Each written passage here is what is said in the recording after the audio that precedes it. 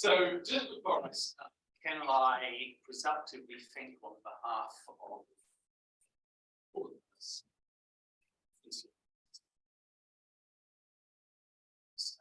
Thanks for all your decision.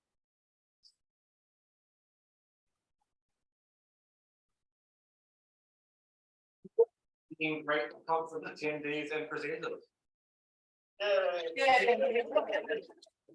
Here we go, we'll thank ourselves. All right, well, still around the place. So what's going on with this paper is I'm really interested in cases where theory starts as a conspiracy theory and later becomes an official story. Now, there's people who deny that this happens. And look, in a way, this is the wrong audience book because I'm really pitching against the Kassams of the world. And there are pretty standard examples of this, so Watergate and Iran Contra, the various events of 9/11. They all look to a lot of people working on conspiracy theories as cases where theory starts as a conspiracy theory and then becomes an official story. Okay?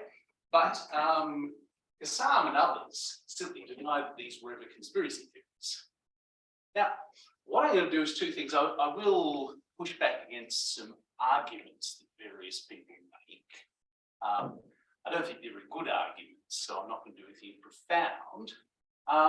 But the other thing I'm going to do is I'm going to walk you through, and this I'll go through slight detail, a really different theory. And what's different about it, it's a conspiracy theory, became an official theory, took over 100 years. Okay, so these ones, I think, part of the reason that some and others can get away with claiming they're not conspiracy theories, they were never conspiracy theories, is the shift happens really fast, so it's not clear that it happened. This one's really dragged out. Okay, so and it also helps me to push the view of conspiracy theories that I like, because I think it exemplifies the sort of Lakatoshian view that I favour for concept of conspiracy theories. Okay, so I have to take you a little segue to the history of Mormonism to understand this conspiracy theory. So this is Joseph Smith. And this is an angel, and the angel is giving him some golden tablets. Okay? And on the golden tablets are written in a language other than English that he can mysteriously understand with the help of the angel, the Book of Mormon. So at least that's his story about what's happened. Guy's born in 1805, grows up in Western New York State, and he's a teenager, he preaches the Bible all over the place. By 1929, he's discovered he's got a third testament of Christ. Now, if you run around claiming in a very Christian community that you've got third testament, it doesn't go down so well, because that seems to be blasphemous. Okay? So he riles a lot of people. So he seems to be quite a charismatic guy, so he gets a bunch of followers. But he also is people. Now, he further annoys people by starting to advocate plural marriage. Okay?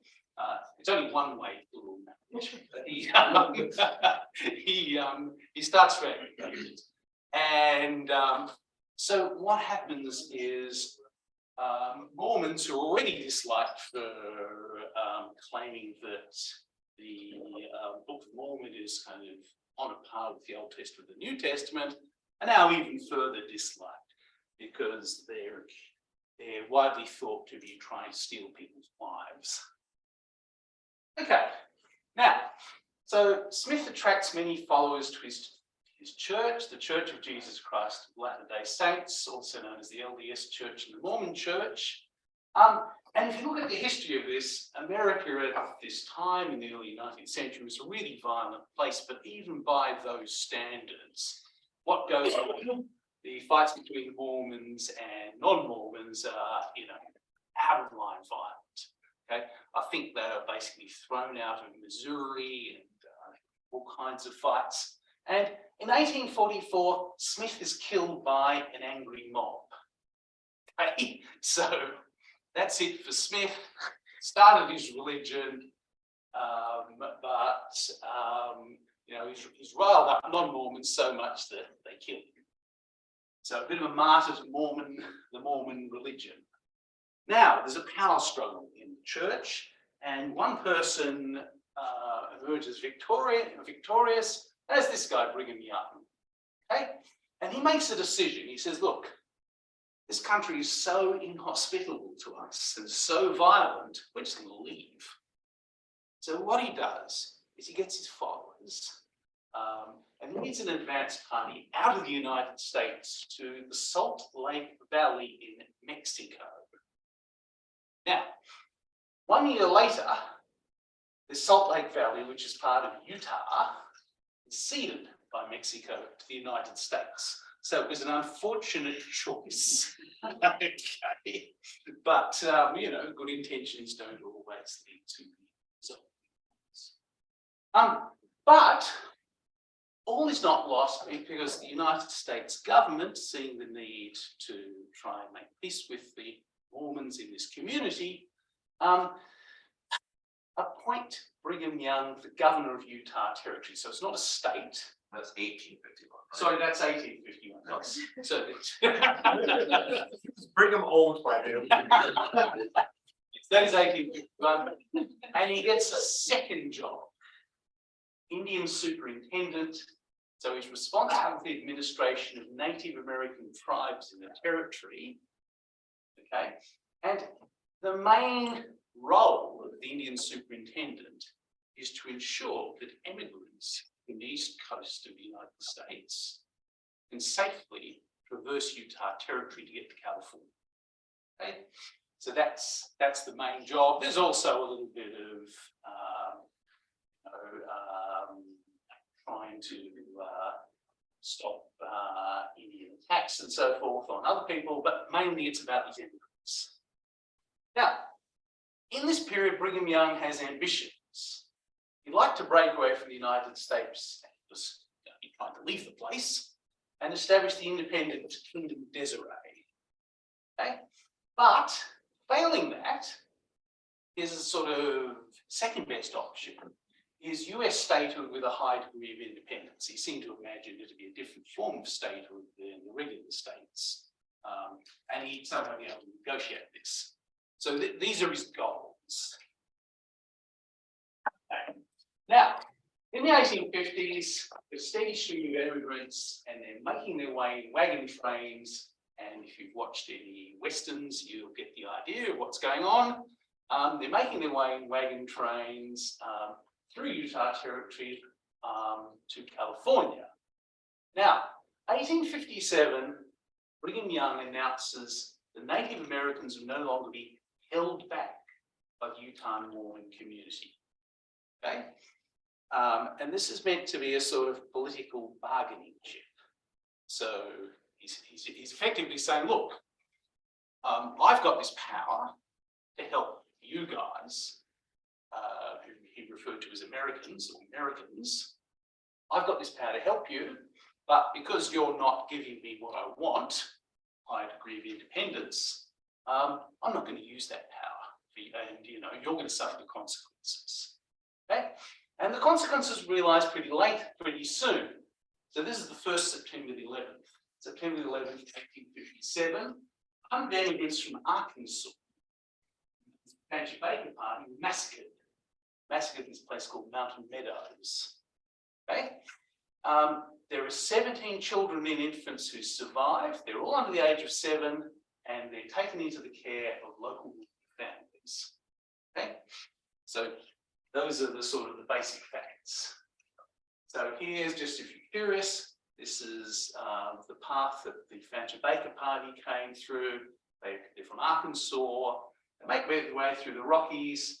They come through the Salt River Valley, and they're coming to southwest Utah, and they're just about to nick off into California. So they almost made it, and they get massacred.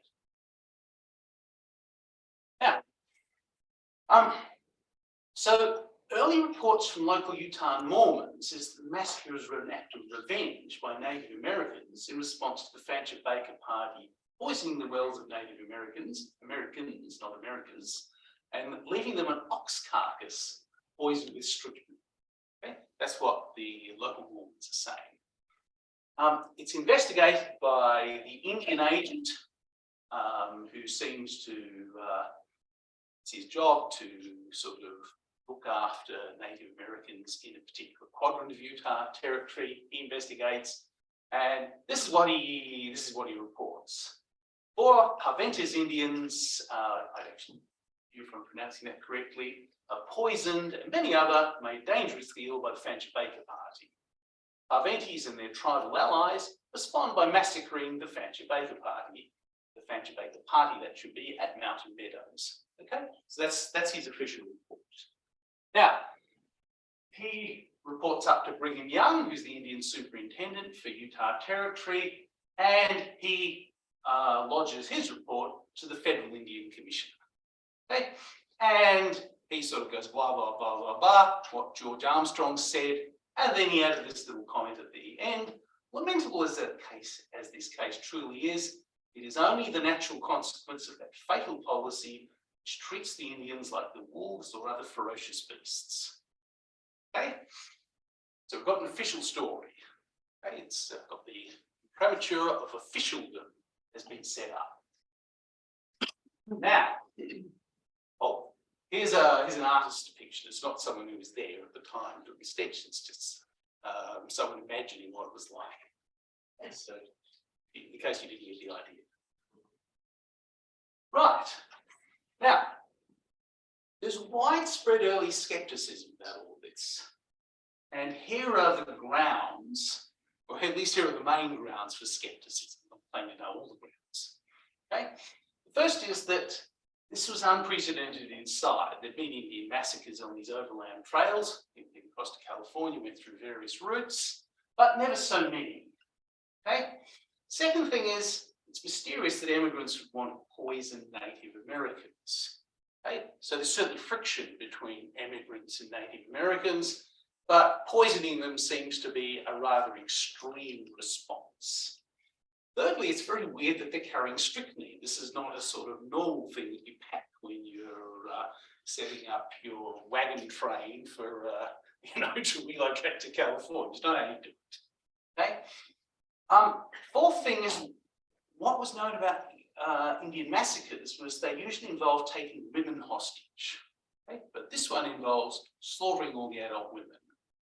Final thing, Indian massacres usually involved slaughtering small children and infants. But this one involves letting them all survive and handing them over to local white people. Okay? So these are discrepancies in the official story that people noticed. Okay? Not surprisingly, with all these things that don't quite add up, a conspiracy theory began to be reported in started out in California newspapers, and as far as I can figure, the reason for this is that there are a lot of Mormon apostates who happen to be living in California. So they left Utah for various reasons, had some kind of conflict with Utah authorities, or maybe no longer believed in the Book of Mormon. They typically ended up in California, and they were the ones who were sort of starting to spread this stuff. Okay? So the California newspapers started reporting alongside the official stories. They're not saying this is true. They're saying, look, this is the official story, and here's another explanation that people are saying this. It's a false flag. The massacre was led by Mormons, and the Mormons are known to have Native American allies who might have been involved. And they're falsely blaming the Parventis and their tribal allies. And they furthermore say, well, look, there's a pretty obvious political purpose. Brigham Young said Indians are not going to be held back. And so he's kind of set up the scene for the false flag. Okay? So, he wants to advance Utahn Mormon independence, and this is the way he's trying to do it, to underscore his importance to the United States as a bargaining chip. Okay, now,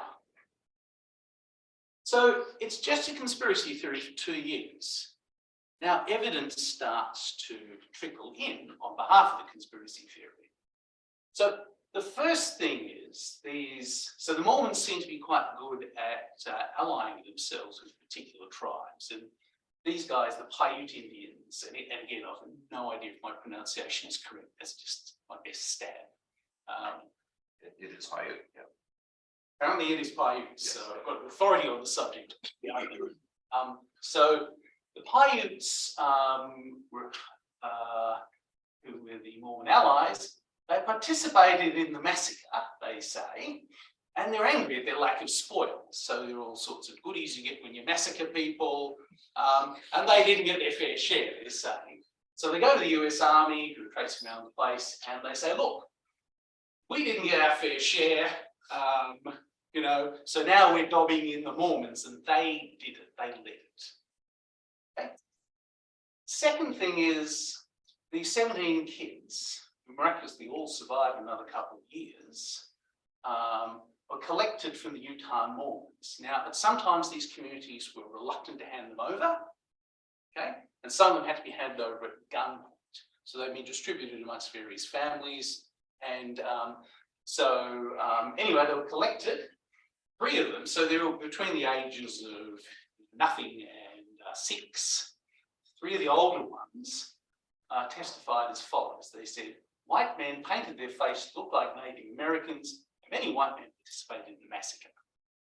Okay, so we've got some apparent evidence, but it's not great evidence, because at the time Native American testimony was not treated with great regard, and children who between the ages of 4 and 6, 2 years later, don't sound like great witnesses either.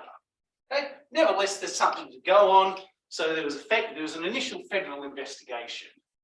It's totally hampered by the lack of cooperation of the Utahn Mormons.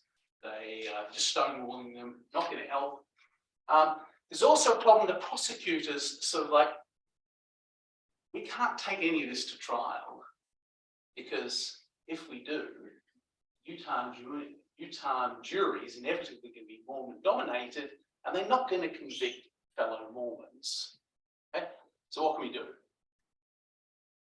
It just drags on until the start of the US Civil War, 1861. Yes, I put 18 this time.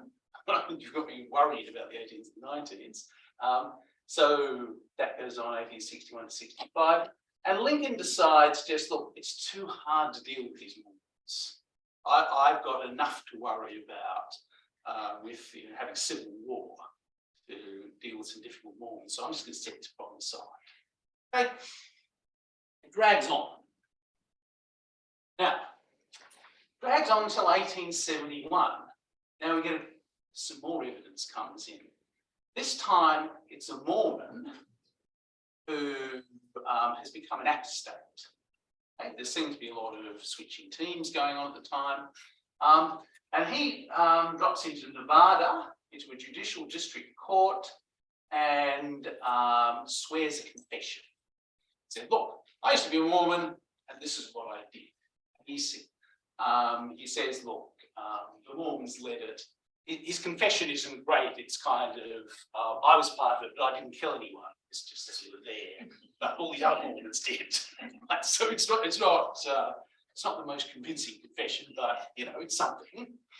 And at this point, Utahn Mormons, because they're about to get another investigation, it's to be reopened as it were, they revise their official position, and they can see, look, a small number of Mormons had been involved, but they didn't lead it. Okay? And they persuade this guy that they cooperate. So the Mormon authorities, the church hierarchy, basically get this guy, John D. Lee, to admit involvement. Okay, so he seems to be a particularly devout Mormon who's willing to be the fall guy, as it were. And he said, "All right, yeah, I was there. There was some few other white people who'd all sort of run into the hills, and we never tracked down, but they got him." And he said, "Yeah, look, yeah, I was in it, but I was forced to do it by the Paiutes. Okay, so didn't want to do it, but had to be there. Okay, because they would have killed me otherwise.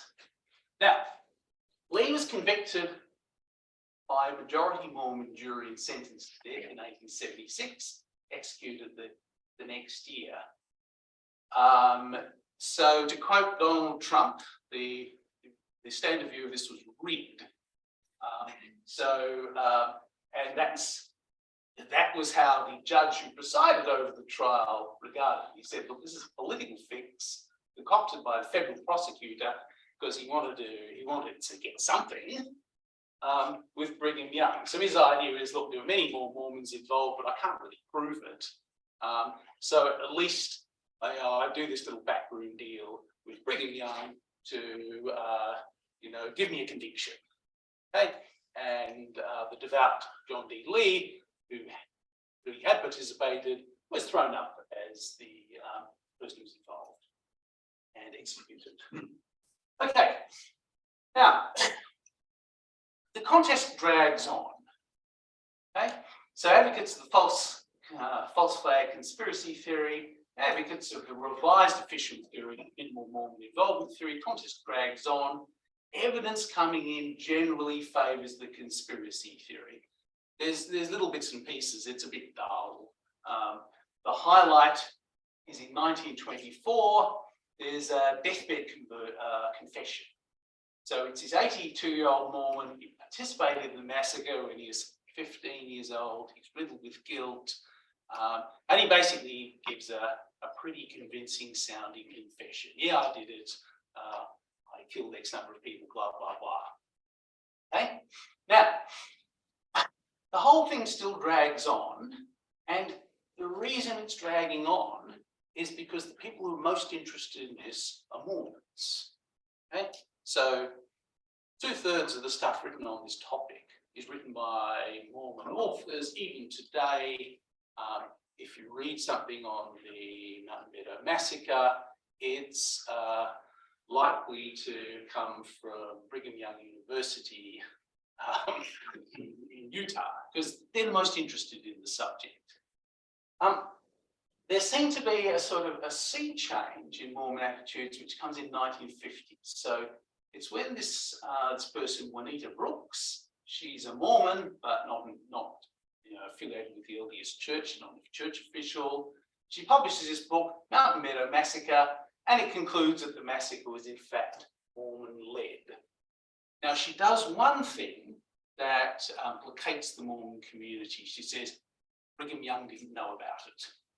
Okay, so yeah, it was Mormon-led, but it was the sort of locals down in the southwest part of Utah.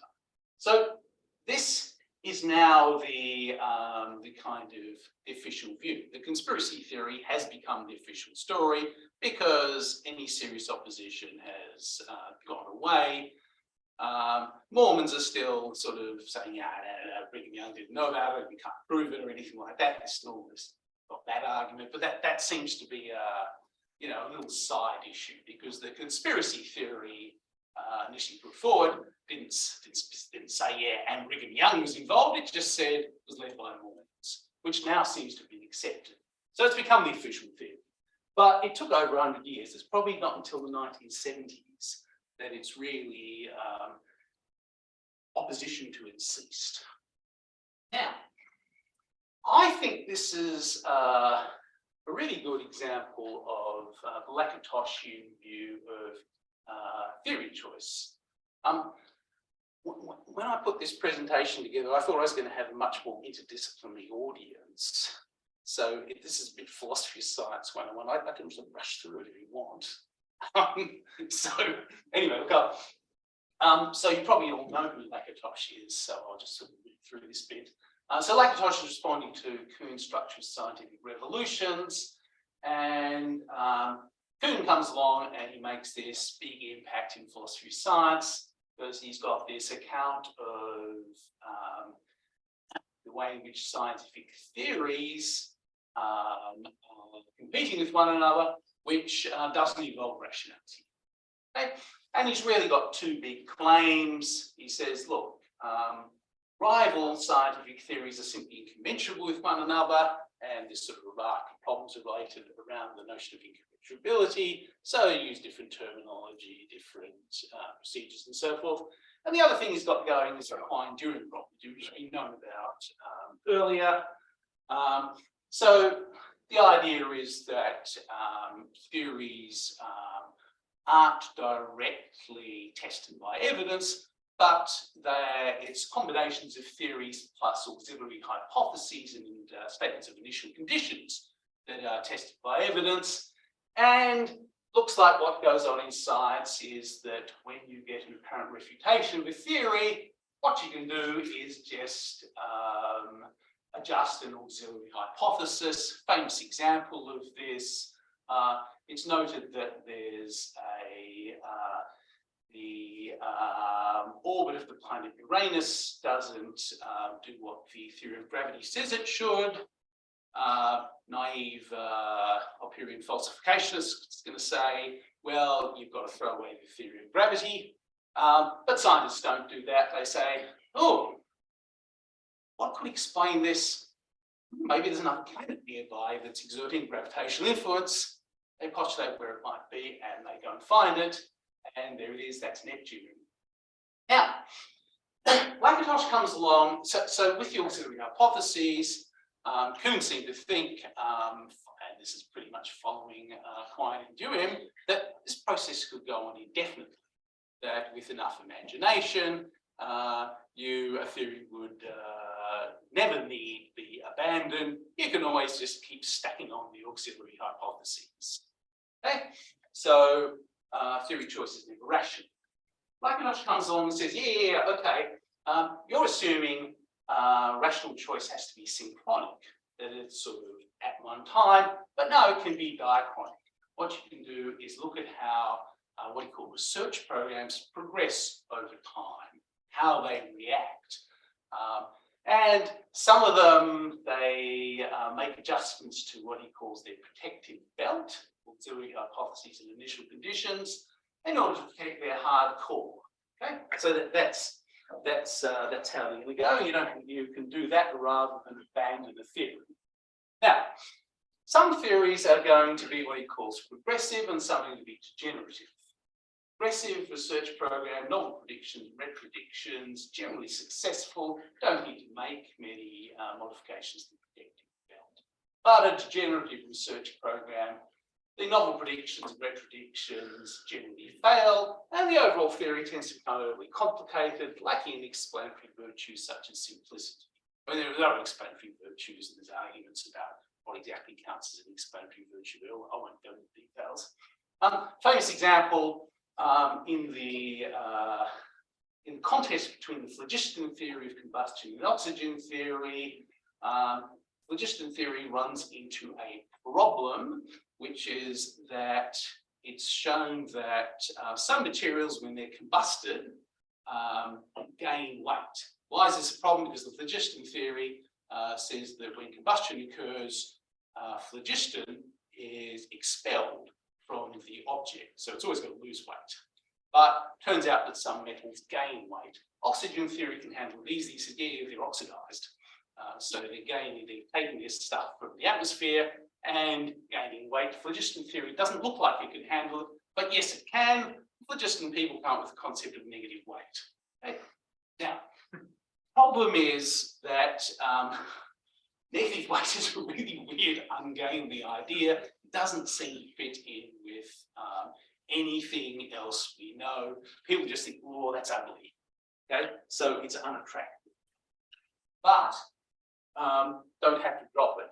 Now, I think, and I've sort of pushed this idea in the past, that conspiracy theories are very often at the core of degenerative research programs. So Brian studied the OK City bombing, and he doesn't package it like this, but it seems to me to be a really good example of a degenerative conspiracy theory, just stacking on the auxiliary hypotheses and becoming uglier and uglier over time.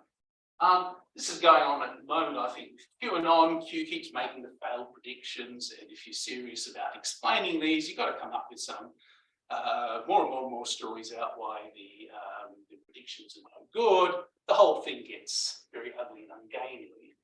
But some conspiracy theories are fine. So Bernstein and Woodward's theory of the Watergate burglary theory, that's progressive. That's a good one. Okay, so no surprises. It's a winner, and those ones are losers. Now, I think this: the Native American-led theory of the Mountain Meadow Massacre is degenerative, and it degenerates so slowly over time. Because it actually starts out as not a bad theory. It's got a few problems to start with, but you know, the rival seems pretty incredible that the Mormons would actually go and massacre all these people. So, when your initial starting point, I think you'd say, well, you know, maybe that's the best one to start with. But the evidence starts dripping in, and it's mostly in the form of the testimony of eyewitnesses. Now, you can explain this stuff away if you're a devoted defender of the Native American theory. You can say, well, pioneer Indians, what do you expect from them?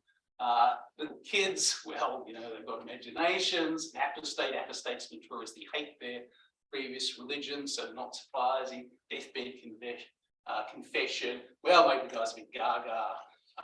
So, you know, you can say things. The problem is the weight of this. The accumulation of evidence just looks really bad. In fact, you have to keep making these moves. The other thing is that the conviction of John D. Lee and the concession that, yeah, there were some Mormons involved, that really looks degenerative. The theory is heading in the wrong direction. Okay? But there's no absolute point where you have to throw it away. Now, by contrast, the false flag theory of the massacre is progressive.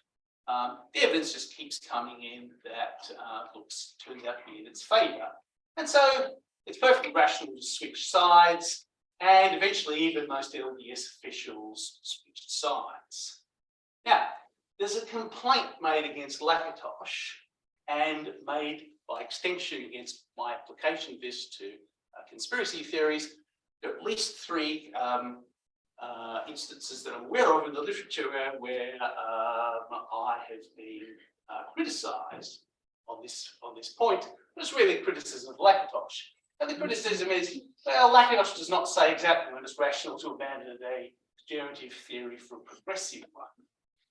Now, my response to this is, well, if that's all the rationality that science can deliver, then that just simply needs to be accepted. Okay? So Lakatos is responding to Kuhn, who's saying, scientific theory choice isn't rational any which way. He's coming back and saying, well, here's a way of understanding it, which brings rationality back onto the table. People come along and say, yeah, but we want more. Well, that, you know, if wishes were fishes, if you can find a theory that does better, then that's great. Show it. But this is no serious criticism of Lakatos.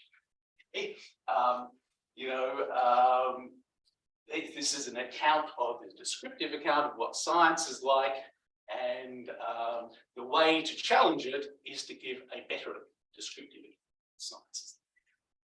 Okay, anyway, that's one line. Okay, now, this is, so what I'm interested in, I said, is when conspiracy theories in. And here's a little observation. They're most likely to win when the official theories are weak to begin with. So the Watergate random burglary theory, not a great theory.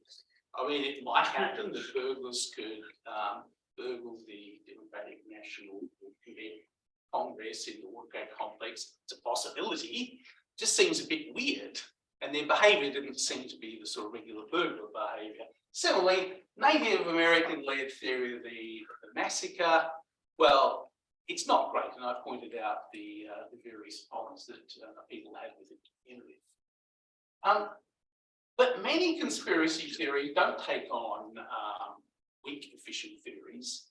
What they do is they take on official theories that are pretty strong. So there's a lot of conspiracy theories about September 11th. I don't think they're ever going to get anywhere.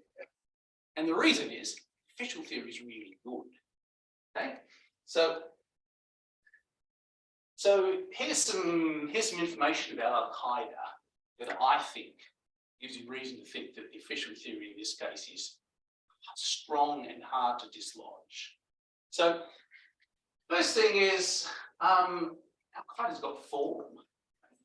They detonated a van bomb underneath one of the World Trade Center towers, one of the targets in 9/11. So if you don't think they did 9/11, well, what they're doing here.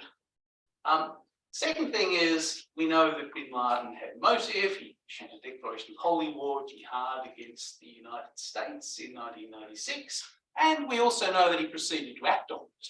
Okay? So 1998, and this is, shows that Al-Qaeda was a pretty sophisticated operation. They successfully attacked the simultaneous bombings of 2 US embassies, Nairobi and Dar es Salaam, killing over 200 people. I basically think people who think they couldn't have done committed the events of 9/11 have a kind of America is different sort of thing, that somehow an attack on American soil is somehow very special, whereas an attack in these places is not. Okay? So I think this is a great theory, and not saying that it's not possible that a conspiracy theory will do better, but the bar is high. Whereas the theories that we've got examples of where conspiracy theories actually win, the bar is not so high, because the official theories aren't great to begin with. Okay, now, some commentators, these commentators, this is what I'm interested in, they deny that it can ever be rational to accept conspiracy theories. Now, these are called generalists by Bunting and Taylor. Bunting? Well, anyway, they're called they're generalists. The meaning of the term is now slipped a bit, so it's broader than that. But this is what they said was, to deny that it can ever be rational to accept a conspiracy theory makes you a generalist. They give 3 examples. I'm one of them, Brian is another one, and Big Mandic is a third. He's the only one who's an actual generalist by their definition.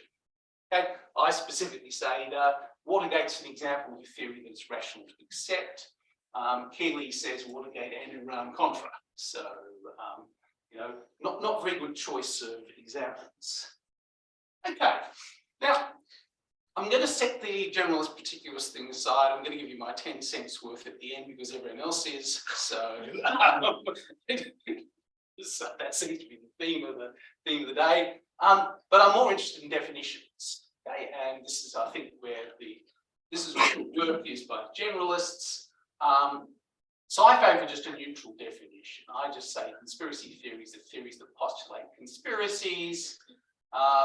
And they often oppose a non-official, non-conspiratorial official theory, but not always. Sometimes they oppose a conspiratorial official theory. Sometimes there is no official theory, blah, blah, blah. But that's often the case. Now, my use of the term conspiracy theory is not really a folk one. So I'm just stipulating here. The folks say a theory that obtains sufficient status ceases to be a conspiracy theory. Now, so for them, Watergate's conspiracy theory in 1972, but not in 74. Now, I don't really care about this issue. I think it's ungainly to say, yes, it's a conspiracy theory at time t, but the exact same theory is not a conspiracy theory at time t plus 2 years or whatever it is. But if someone can be consistent in their use of this, and good luck to them. I just don't think there's much at stake. The people I really care about are the people who say, I'm wrong here. Did I jump 2 slides or have I lost my place? No, I haven't. So people I really care about are the people who say that these theories were not conspiracy theories at any time. And I'm going to do 2 things. I'm sort of going to say, well, I think their arguments are no good, and I'm setting a challenge for them. because I say, what about this case, the Mountain Meadow Massacre case, where I think this is really hard for you lot. I should say I'm not attacking all generalists. So some people call themselves generalists. Harris doesn't claim that. I don't think. Remember, I don't think you think that you think Watergate is perfectly rational to believe in as a conspiracy theory, if I recall. Not committed to anything. Right, committed. All right. Well, I'm interested in attacking people who committed. Right. So here are some people who are committed. So there's Mandic, there's a couple of historians, Talman and Butter, and there's Qasim Qassam. Which you swap the I and the A, and he's Qassam. What's up, is he? Yeah, C-A, it says A-M-Q-U-A. It's sort of roll off the tongue. No, it doesn't. Maybe I've got to write in the next line, we'll find out. And I say, look, this case is really hard for them because they have to pretend that this was never a conspiracy theory, even though it was regarded as a conspiracy theory for a century. So, you know, what they're doing is it's as far away from the folk use of the term as me, but they've got no good motivation for departing from the folk use. Okay, now I'll just go through their arguments, which are no good, but I will briefly tell you why. But I think I'm preaching the converted, but I'll keep preaching anyway. So Mandic, why does he think that Watergate, Iran-Contra, and Al-Qaeda, theory of 9/11 are not conspiracy theories?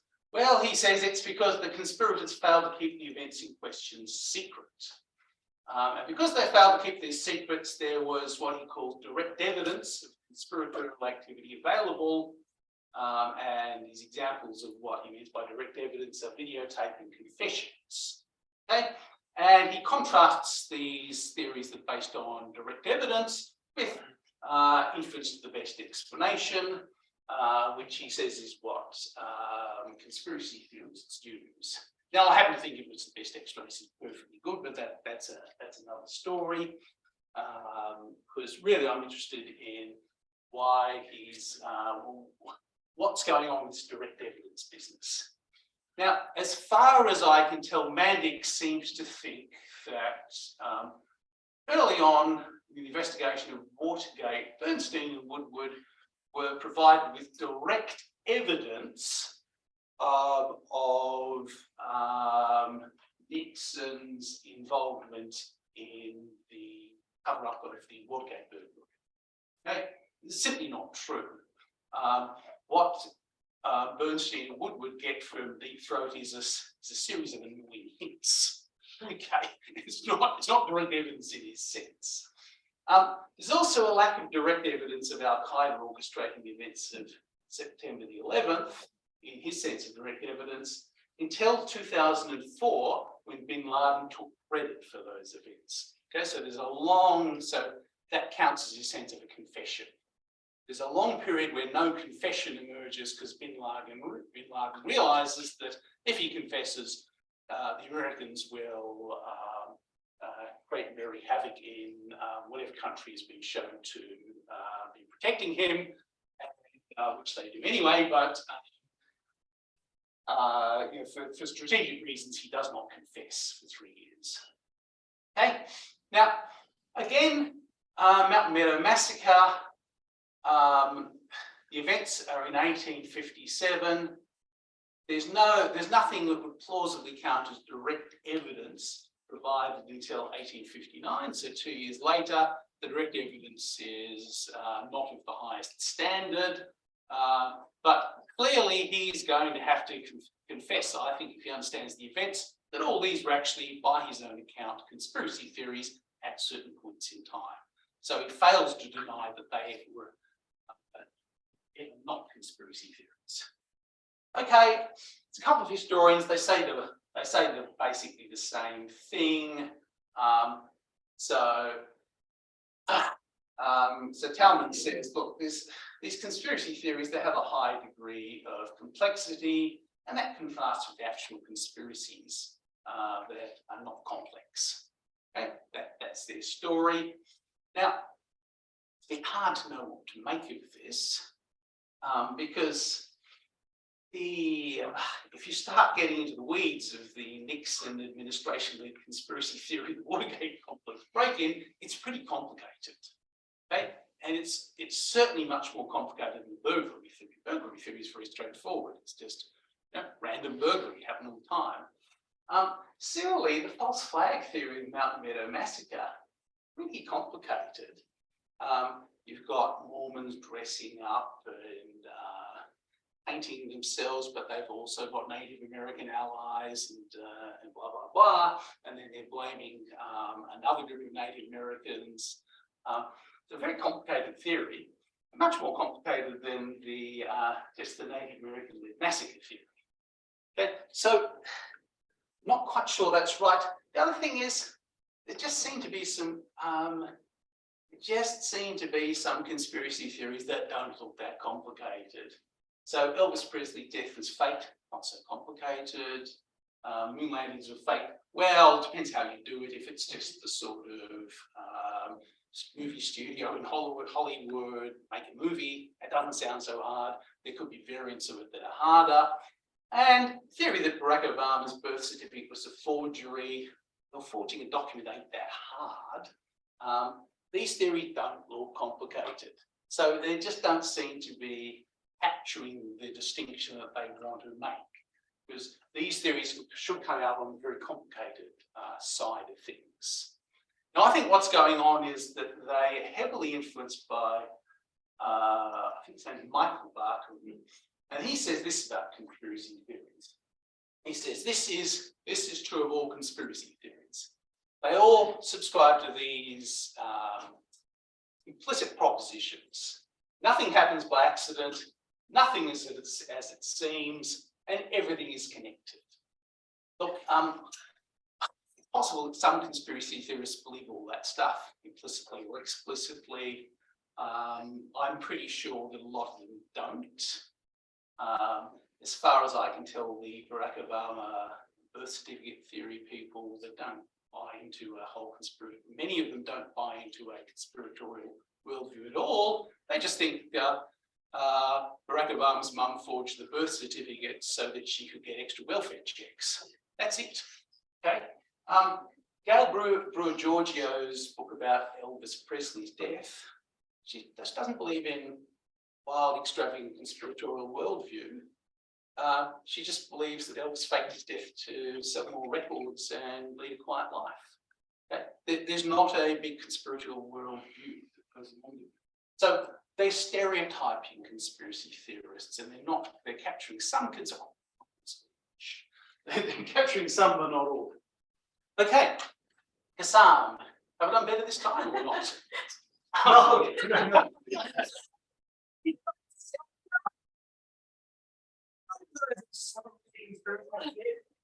Similar names.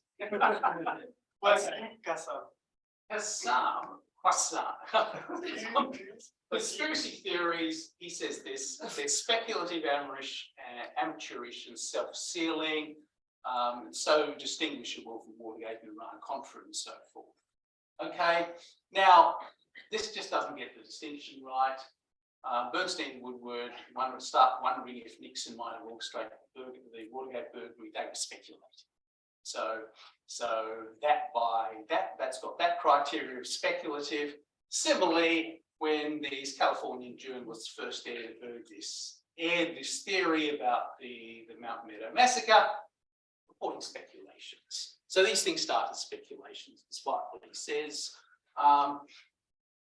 Second thing is he's got this story about amateurishness, and he seems to think because Woodward and Bernstein were journalists and they had an inside source, deep throat, they're not amateurs. Just not obvious that being trained and experienced as a journalist makes you an expert in conspiracy theories. Also, deep throat at that stage, people were very skeptical about this deep throat business. It's like, who's this? What are they talking about? Where's the evidence? Not revealed to be a real person until 2005. So at the time, deep throat had all the credibility of QAnon. So, just not a reliable inside source in the right sort of way for his purposes.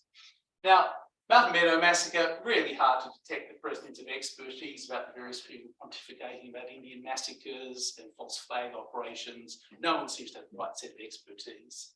Third problem, there are some experts that advocate on behalf of conspiracy theories. So Wakefield's a well-known one, and Duisburg is another one. Okay, they look like they've got relevant expertise. You might quibble if they've got the exact right expertise, but they've sure got something. Okay, this business about self-sealing, this is quite popular, and I was being a bit mystified by it. So as far as I can tell, Sunstein and Verneuil started this, various Napolitano's into it. And look, they say these theories are self-sealing. What my take on it is that, look, so straightforward implication of the quine thesis, no theory is ever decisively refuted. So every theory is self-sealing if you try hard enough. Okay, so it's not distinguishing two different types of theories. Okay, what it's distinguishing is the behaviour of theorists. So the really determined ones who don't want to give up their theory, they're self-sealing the theory, as it were. Other people are sort of, nah, we've had enough. This theory is so ugly, we're giving up. Okay. Does the behaviour of conspiracy theorists suggest they treat all the favourite theories as self-sealing? No. Some of them do, some of them don't. Steady stream of people abandoning QAnon because they plainly don't regard it as self-sealing. Okay. Just by 10 cents worth about particularism and stuff. Look, it's sometimes glossed. I'm picking on M, but lots of people say this. Evaluate on evidential merits. Pointing and Taylor say this: an evaluation of any particular conspiracy theory must involve a weighing of evidence against its rival theory. So it's not being evaluated on its own merits, it's being evaluated in comparison to another theory, so it's a bad name. I'm offering a better name, comparativism. I think it's probably too late. I think Forces bolted. It's like the QWERTY keyboard. People stuck with it, even though it's probably not the ideal way of setting up the piece. But feel free to take it up if you are persuaded, but I'm not really fussed about it. What's going on here? What have I said here? So generalism, I said this before, their examples are dumb. I argue for an attitude of prima facie skepticism towards conspiracy theories, but also they can be fine. Keeley hones in on a subclass of conspiracy theories, the unwarranted ones. Generalist has now become, it's just sort of other term. So some people want to call themselves generalists, don't want to use the term in Bunting and Taylor's sense. So Harris, example, plenty of other examples. And I think Bunting and Taylor sort of walked into this because they were so bad at examples of people who are actually generalists. They encourage people to use the term more broadly. Because you can imagine reading the paper and saying, hang on a minute, why is Keeley being described as a generalist when he is this and this? So look, I see no reason why a comparativist, or if you prefer a particularist, can't make generalizations about theories to weed out ones that are not serious contenders. So here's an analogy I thought about when I was thinking about this. What have I got, 1 minute or something?